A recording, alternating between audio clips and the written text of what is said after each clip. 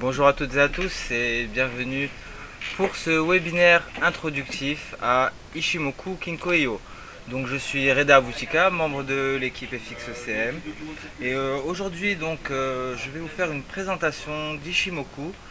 Donc ça va être une présentation théorique, donc nous allons parler de cet indicateur et de la composition de cet indicateur.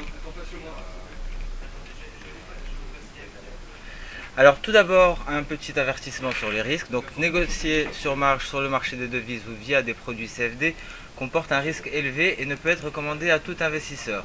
Toute opinion, information de marché, note de recherche, analyse, prix et haute notification ont pour seul et unique but de commenter l'évolution du marché d'échange et ne constituent en aucun cas un conseil d'investissement. FXM ne pourra en aucun cas être tenu responsable de pertes ou dommages occasionnés, incluant sans restriction des pertes ou manques à gagner qui pourraient découler directement ou indirectement de l'utilisation de ces informations. Donc voilà pour ce petit avertissement sur les risques.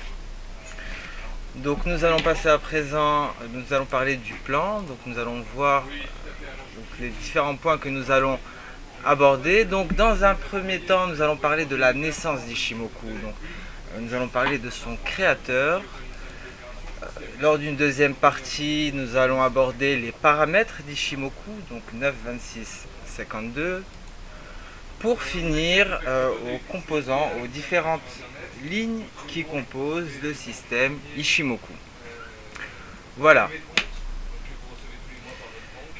Donc allons-y, la naissance d'Ishimoku. Donc tout d'abord, Ishimoku Kinko-io signifie en japonais l'équilibre des marchés d'un coup d'œil. Donc Ishimoku signifie d'un coup d'œil, Kinko équilibre, Io représentation graphique. Donc ça veut dire déjà énormément. Donc vous comprendrez qu'Ishimoku permet une lecture extrêmement rapide et simple des marchés. Donc vous allez comprendre. Normalement à la fin de ce webinaire, vous aurez compris pourquoi justement Ishimoku est extrêmement simple et permet une lecture très facile des marchés et très rapide, donc d'un coup d'œil. Donc son créateur est Goichi Hosoda, donc un journaliste japonais pour Capital Newspaper qui pendant plus de 20 ans de recherche a mobilisé près de 20 étudiants en mathématiques pour backtester des données, et cela manuellement. Oui, manuellement, car effectivement c'était en 1930 et à l'époque il n'y avait pas d'ordinateur.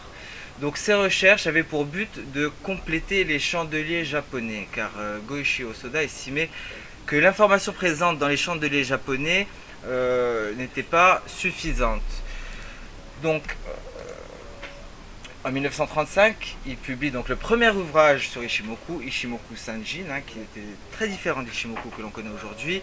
Donc une première présentation de son indicateur qui se compose des chandeliers et uniquement de la Tenkan. Donc il n'y avait que la Tenkan, il n'y avait pas de Kijun, il n'y avait pas d'Aginspan. Nous allons parler par la suite des différentes lignes de l'indicateur. Donc après 20 ans de recherche et une suspension de ses travaux durant la Seconde Guerre mondiale, Goichi Hosoda publie en 1968 le premier ouvrage sur Ishimoku tel que nous le connaissons aujourd'hui. Donc voilà pour le créateur. Après la mort de Goichi Hosoda, Ishimoku tomba aux oubliettes et ne refit surface qu'en 1996 par Hidonobu Sasaki, un analyste pour Nikko City Group Securities. Donc Sasaki publia Ishimoku Kinko Studies, élu meilleur livre d'analyse technique à 9 reprises d'affilée par le journal Nikkei. Donc je pense d'ailleurs qu'aujourd'hui ils en sont à la 18e édition. Donc Ishimoku a fait son apparition dans les salles de marché occidentales au courant des années 90 par le biais des filiales de banques américaines présentes à Tokyo. De nos jours, Ishimoku a largement sa place dans un grand nombre de salles de marché à travers le monde, mais aussi sur les écrans des particuliers, des traders pour compte propre. Donc voilà pour la petite histoire. Donc à présent, je vais vous dire pourquoi choisir Ishimoku. Que vous soyez débutant ou que vous ayez de l'expérience, Ishimoku a plusieurs avantages. Donc pourquoi choisir Ishimoku? Tout d'abord pour sa polyvalence. Il faut savoir qu'Ishimoku peut s'appliquer à tout horizon de temps, que ce soit pour du court terme, du moyen terme ou du long terme. Donc voilà un petit exemple, hein. Donc c'était de l'euro, non, donc ça c'est du CAC 40 sur 3 horizons de temps différents, donc du mensuel, du journalier et du 4 heures.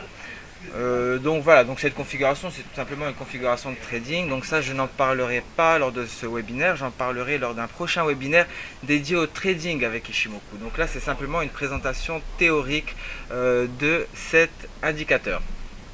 Donc voilà, donc Ishimoku est polyvalent et peut s'utiliser sur n'importe quelle unité de temps. Donc ça c'est le premier avantage d'Ishimoku.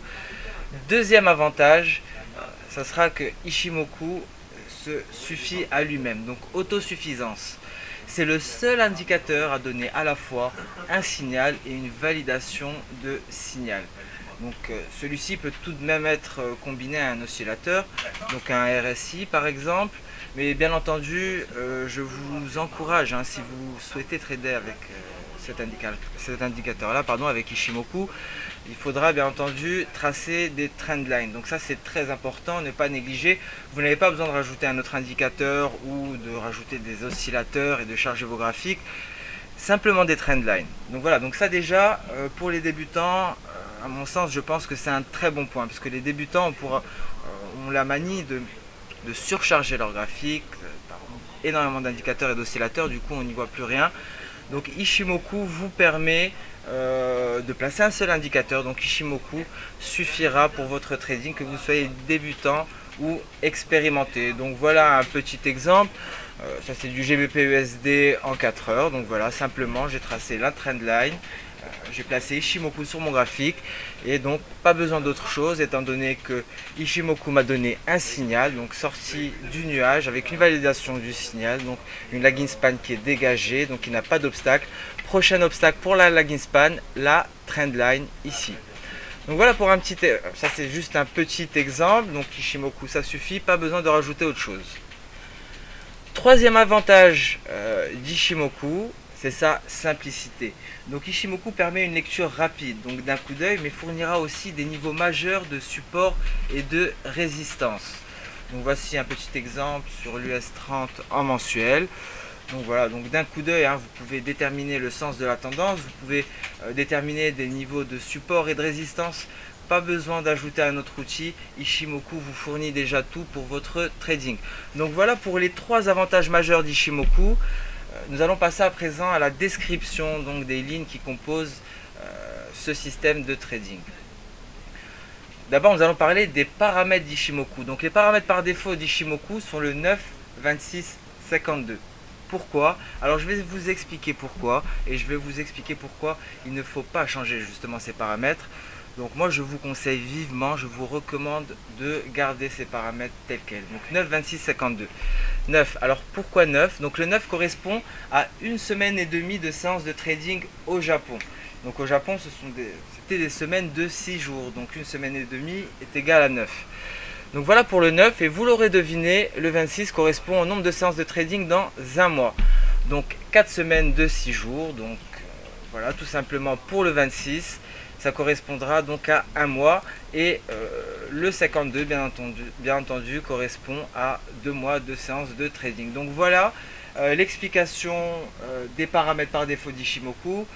Bon, bien entendu, je vous l'ai expliqué, donc ces paramètres-là sont le fruit de 20 ans de travail, donc bon, respectez quand même le travail de l'auteur et gardez quand même ces paramètres. Et ce qu'il faut savoir, c'est que tous les traders qui utilisent Ishimoku gardent ces paramètres-là par défaut. Et donc voilà, pour avoir les mêmes signaux qu'eux, je vous conseille de garder ces paramètres qui sont de 9, 26, 52. Donc voilà pour les paramètres. Nous allons passer à présent aux composants du système Ishimoku. Donc Ishimoku est composé de 5 lignes différentes. Donc nous allons donc voir leur calcul dans le détail et donc leur utilité. Donc voici un graphique, donc c'est un graphique du DAX en mensuel. Donc vous avez ici la lagging span en pointillé. Donc j'ai modifié les paramètres d'affichage de la lagging span qui est normalement une ligne solide, donc je l'ai mise en pointillé pour mieux la différencier. Donc la lagging span, vous avez ici la Tenkan qui est proche des prix, vous avez la Kijun qui est un peu plus éloignée des prix, mais les prix auront tendance à revenir sur la Kijun, donc je vous expliquerai un peu plus tard pourquoi. Puis vous avez le fameux nuage donc qui est l'écart entre la SSA et la SSB. Donc l'écart entre ces deux lignes-là est ce fameux nuage. Vous avez ici également un twist de nuage donc, qui apparaîtra lorsque la SSA et la SSB se croisent. Donc je vais parler un peu plus tard lors de ce webinaire, je vais vous expliquer comment interpréter un twist et quelle information peut nous donner un twist. Donc voilà pour la présentation générale. Donc nous allons parler plus en détail, nous allons parler de chaque ligne une à une. Donc la Tenkan. Donc la Tenkan représente la moyenne du plus haut et du plus bas sur les 9 dernières périodes. Elle se rapproche d'une moyenne mobile, mais contrairement à une moyenne mobile, la Tenkan fera des paliers, donc une Tenkan horizontale. Car si les prix ne font ni un plus haut ni un plus bas, la valeur de la Tenkan en N sera égale à Tenkan en N plus 1. Donc voilà, donc le calcul est tout simple. Donc sur les 9 dernières périodes, vous allez identifier le plus haut atteint, vous allez identifier le plus bas, vous allez les additionner, diviser par 2 et vous avez la valeur, un point de la Tenkan. Et donc voilà, vous effectuez le calcul chaque nouvelle période. Donc vous allez actualiser les 9 périodes pour avoir votre Tenkan. Donc voilà pour le calcul. Donc voilà, bon, ça se rapproche d'une moyenne mobile, mais c'est quand même différent. Et cette différence va expliquer justement cette formation de palier qui n'est pas possible pour les moyennes mobiles. Donc vous l'aurez compris, donc 9 périodes c'est du court terme, donc la Tenkan représente l'équilibre de court terme. Donc, dans ce cas-là, la Tenkan sera un niveau de support ou de résistance à ne pas négliger. Donc voilà pour la Tenkan, donc graphiquement, voilà un graphique où je n'ai affiché que la Tenkan pour que vous puissiez donc différencier. Donc la Tenkan est très proche des prix étant donné que c'est sur 9 périodes. La Kijun, nous allons en parler tout de suite, sera un peu plus éloignée. Voilà pour la Tenkan, Tenkan Sen, donc la TS. Nous allons parler à présent de la Kijun Sen qui représente la moyenne du plus haut et du plus bas sur les 26 dernières périodes. Donc la formule est similaire à celle de la Tenkan, tout ce qui va changer, ça sera les périodes. Donc ici nous allons nous baser sur les 26 dernières périodes pour la calculer. Donc c'est la première droite d'importance du système. Donc, comme la Tenkan, la Kijun peut former des paliers qui seront cependant plus forts. Ces paliers sont l'équivalent du niveau de retracement de 50% de Fibonacci. Donc c'est la même chose pour le calcul. Sur les 26 périodes, vous allez identifier le plus haut, vous allez identifier le plus bas, vous allez les additionner, diviser par 2 et vous avez la Kijun. Donc bien entendu, la Kijun aura plus tendance à faire des paliers. Pourquoi? Car sur 26 périodes, si on n'effectue pas de plus haut ni de plus bas, donc la Kijun sera inchangée. La valeur obtenue sera la même, donc ça fera une droite horizontale. Donc voilà pourquoi on obtient des paliers, voilà pourquoi on en obtient beaucoup plus sur la Kijun que sur la Tenkan. Donc voilà, graphiquement, bon, déjà oui, bien entendu, c'est 26 périodes. Donc la Kijun représente l'équilibre de moyen terme et la Tenkan, quant à elle, sur 9 périodes, c'était plus l'équilibre de court terme. Donc voilà, ça c'est très important. Ce qu'il faut savoir, c'est que les prix auront tendance à être attirés par la Kijun, donc retour à la moyenne. Elle va agir comme un aimant sur eux. Un retour des prix vers la Kijun peut être un bon point d'entrée avec la Kijun comme take profit. Voilà, c'est un petit exemple de trading. Donc la Kijun peut vous donner un niveau de take profit. La Kijun peut également vous donner des niveaux de support et de résistance. Donc vous avez énormément d'indications, énormément d'informations qui vous sont données par Ishimoku.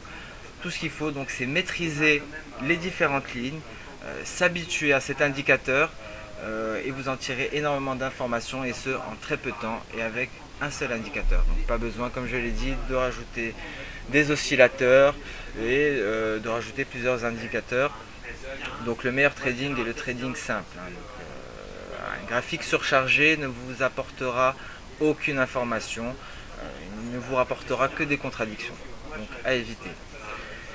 Donc une cassure de la Kijun par les prix est un signal extrêmement fort. Donc ça j'en parlerai plus dans le détail lors de la deuxième partie. Donc je ne sais pas si ça sera pour la semaine prochaine. Mais il y aura une deuxième partie plus pratique. Hein. Ce sera plus axé sur de la gestion de position, donc sur du trading. Donc graphiquement, voilà la Kijun. Donc la tête, voilà, on l'a vu précédemment, la Tenkan était beaucoup plus proche des prix, donc la Kijun sera plus éloignée. Mais vous le remarquerez, lorsque vous avez donc des prix qui s'éloignent de la Kijun, donc il y aura cet effet aimant, donc la Kijun va attirer les prix, donc le retour à la moyenne. Et donc les prix vont tout naturellement revenir sur leur Kijun. Donc voilà, voilà pour cette petite explication, cette petite illustration graphique. Donc ici vous pouvez voir encore un petit retour à la moyenne. Donc voilà pour la Kijun. À présent, nous allons aborder le fameux nuage. Donc le nuage qui se compose de la Senkou Span A, donc la SSA, et la Senkou Span B, la SSB. Donc le nuage est représenté par l'écart entre la SSA et la SSB. Donc si la SSA est supérieure à la SSB, donc le nuage est matérialisé sur la Trading Station en bleu, et inversement, si la SSA est inférieure à la SSB, le nuage donc sur votre market scope sera de couleur rouge. Bien entendu, hein, vous pouvez modifier tous ces paramètres là. Mais bon, là je vous présente ceci avec les paramètres par défaut, hein, car pour ne pas perdre les débutants. Donc voilà, clairement, SSA supérieur à SSB, le nuage sera bleu. SSA inférieur à SSB, le nuage sera rouge. Donc le calcul de la SSA. Tout simplement, la SSA, donc la Senkou Span A, est la moyenne de la Tenkan et de la Kijun projetée 26 périodes dans le futur. SSB, quant à elle, donc la Senkou Span B, est la moyenne du plus haut et du plus bas sur les 52 dernières périodes projetées sur 26 périodes dans le futur. Donc voilà, donc ça peut paraître compliqué au début, mais vous verrez que donc, après s'être habitué à Ichimoku, c'est assez simple et ça permet de gagner énormément de temps pour votre trading. Donc, ce qu'il faut savoir également, lorsque la SSA et la SSB se croisent, cela forme un twist de nuages. Donc ces fameux twists vont donner des indications très précieuses. Première indication, donc les prix et la lagging span auront tendance à traverser le nuage plus aisément par ces fameux twists. Donc il faut savoir que le nuage aura tendance donc à freiner les prix, à freiner également la lagging span. Donc un twist permettra donc un passage plus aisé pour les prix et pour la lagging span. Pour traverser un nuage, donc ce sera plus facile par un twist, tout simplement, ce qui est tout à fait logique. Deuxième indication, en tendance, un twist indique un essoufflement qui aboutira souvent à une période de range. Donc voilà les deux informations, voilà les deux indications que vont nous donner un twist de nuage, donc un croisement de la SSA avec la SSB. Donc voilà pour le nuage. Donc à présent, donc petite précision, ce qu'il faut savoir, c'est que les méthodes de trading avec Ichimoku peuvent varier d'un trader à l'autre. Donc certains estiment que le twist ne facilite aucunement le passage des prix, d'autres estiment que Ichimoku est un outil redoutable pour trader les ranges. Donc l'essentiel c'est d'adapter Ichimoku aux actifs que l'on trade. Donc Ichimoku réagira différemment selon que vous le placez sur du DAX, du GBP/USD ou du CAC, hein, par exemple. Donc le CAC réagira différemment face à Ichimoku par rapport au DAX. Donc malgré que ce sont tous les deux des indices et qui sont corrélés positivement, donc ça sera extrêmement différent. Donc il faut vous adapter aux actifs que vous tradez. Il faut observer les graphiques, voir comment la lagging span réagit selon l'actif que vous tradez, comment réagissent ces différentes lignes d'Ichimoku. Donc voilà un petit exemple de passage des prix par le twist. Donc voilà, juste pour vous montrer comment ça peut se matérialiser. Ici éventuellement nous avons une sortie de nuage, mais qui ne sera confirmée qu'après clôture de la bougie. Donc ça c'est très très important. Le signal, ne prenez en compte un signal que lorsque la bougie est clôturée, hein. Donc ça ne veut rien dire si la bougie n'est pas clôturée. on ne peut pas estimer que les prix sont sortis du nuage. Donc attendez toujours la clôture de la bougie, donc ce sera un signal. Et ensuite il faudra validation du signal. Donc ici la Tenkan n'a pas le champ libre, hein. Il y a un nuage juste en face, donc on peut anticiper donc, que la Laginspan aura extrêmement de mal à passer le nuage par ce niveau-là. Donc voilà, il faut prendre en considération tout cela. Un peu plus tard, je vais vous montrer un autre exemple où on aura un signal et validation du signal avec une Laginspan qui n'aura pas donc pas d'obstacle devant elle. Donc là, effectivement, ce sera une validation de signal. Donc voilà pour ce petit exemple, tout ça pour vous montrer une traversée du nuage par un twist. Donc les prix qui traversent le nuage par ces twists donc, qui naissent tout simplement d'un croisement de la SSA avec la SSB. Donc voilà pour cette partie-là. Donc nous allons à présent parler de ce que l'on appelle la mémoire de marché, la Laginspan. Donc la Laginspan est considérée comme le filtre du système Ishimoku. Elle permet de donner validation des signaux. Alors pourquoi elle est considérée comme un filtre? Car elle va filtrer tout simplement les mauvais signaux. Normalement, lorsque vous utilisez un indicateur classique, vous allez avoir un signal qui vous est donné par l'indicateur. Donc vous allez ensuite sélectionner un oscillateur de votre choix pour filtrer justement les faux signaux. Alors là, donc comme je vous l'ai dit au début de ce webinaire avec Ishimoku, vous n'avez pas besoin de rajouter un oscillateur, car Ishimoku va vous donner et un signal, et en plus de cela, vous aurez validation du signal. Donc voilà pourquoi Ishimoku se suffit à lui-même, donc l'un des avantages que je vous ai présenté en début de webinaire, cette autosuffisance d'Ishimoku. Donc la Laginspan est la mémoire de marché. Pourquoi? Car elle représente les prix de clôture décalés de 26 périodes dans le passé. Donc chose importante quand même que je souhaite souligner, donc il faut bien se rendre compte que la Laginspan représente les prix de clôture. Elle ne prend donc pas en compte les mèches. Voilà, donc ça c'est juste une petite précision. Vous verrez un peu plus tard pourquoi c'est important. Donc cette Laginspan va justement interagir avec tout ce qui l'entoure. Donc comme je vous l'ai dit, la validation de signal sera donnée lorsque la Laginspan n'a pas d'obstacle. Alors qu'est-ce qui pourrait être un obstacle pour la Laginspan? Tout simplement tout ce qu'il y a sur votre graphique. Les prix, donc une bougie pourrait être un obstacle à la Laginspan, le nuage, une trendline également, la Tenkan, la Kijun, tout ce qui est sur votre graphique pourra freiner ou stopper votre Laginspan. Donc elle va interagir avec tout ce qui l'entoure. Donc la validation a lieu quand la Laginspan a le champ libre, donc ça je l'ai déjà dit mais j'insiste là-dessus, et une trendline également sera un obstacle pour la Laginspan. Donc ça c'est important, donc c'est pour ça que je vous conseille de tracer votre trendline lorsque vous tradez avec Ishimoku. Certes Ishimoku se suffit à lui-même, mais les trendlines sont quand même très importantes car une trendline peut stopper la Laginspan. Donc je vous recommande vivement de les tracer. Donc voilà un petit exemple, donc un niveau donc, qui nous a été donné ici. Donc voilà, c'est juste pour vous matérialiser. Donc je vous disais qu'Ishimoku donne des niveaux de support et de résistance. Donc voici un exemple concret. Vous avez la Laginspan donc qui va refuser de franchir ce niveau-là. Les prix également à plusieurs reprises qui vont venir tester ce support sans parvenir à le franchir. Donc ce sont vraiment des niveaux majeurs de support et de résistance.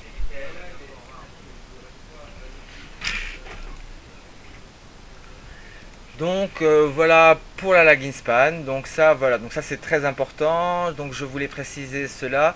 Les validations sont pertinentes uniquement en tendance. Voilà pourquoi certains estiment qu'Ishimoku est un outil de tendance et ne peut permettre la prise de position lorsque les prix sont en range. Mais comme je vous l'ai dit, ça dépend de vous.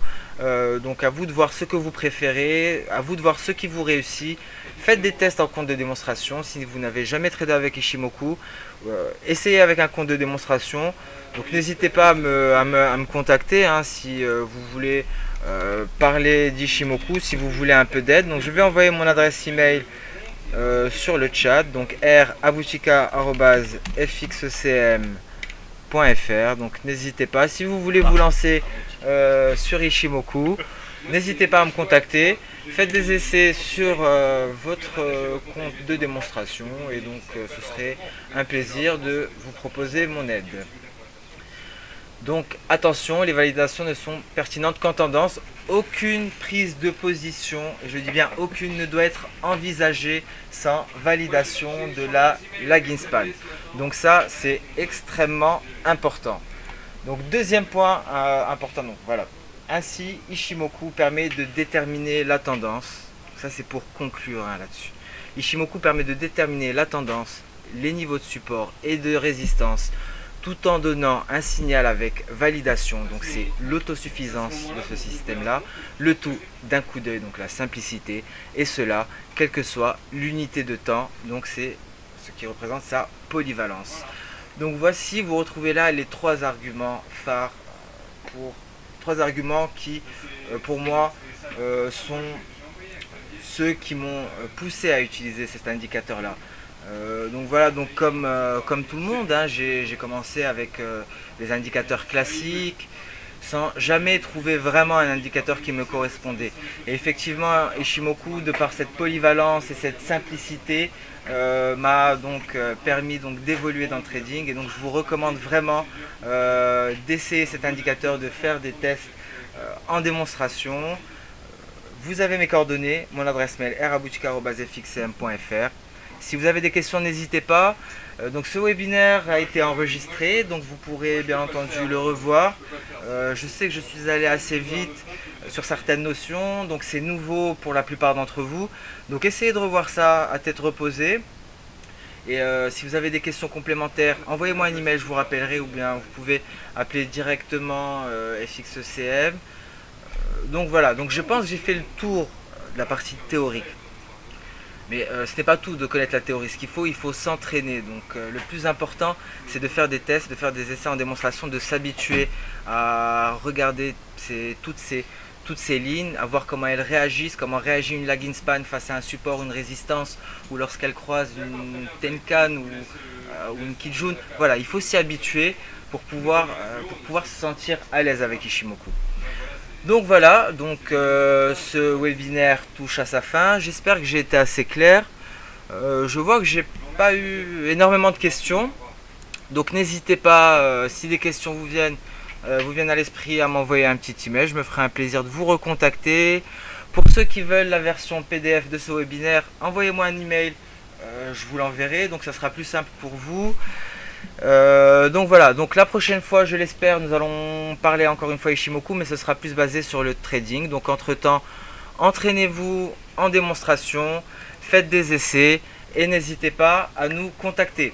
Voilà, donc sur ce, je vous souhaite une excellente soirée et je vous dis à très bientôt. Au revoir.